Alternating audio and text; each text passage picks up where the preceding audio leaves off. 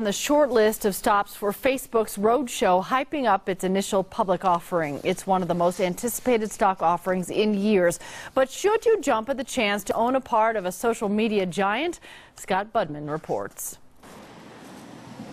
Facebook kept our cameras far away from the Bay Area stop of its pre-IPO roadshow. But while company executives met with investors, you may be asking, should I pony up for some Facebook shares? Tech investor Kevin Spain of Emergence Capital Partners says we're fascinated with Facebook stock because we're fascinated with Facebook. We as investors, we are consumers. We understand this technology. In many cases, we're using it every day ourselves. But does that mean we should buy stock in Facebook?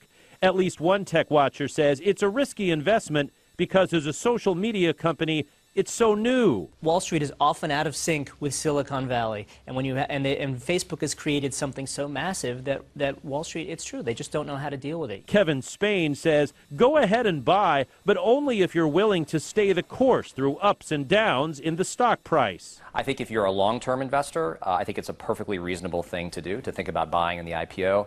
Otherwise, you'll have to take your chances. In other words, it's an 8-year-old company with a long future ahead.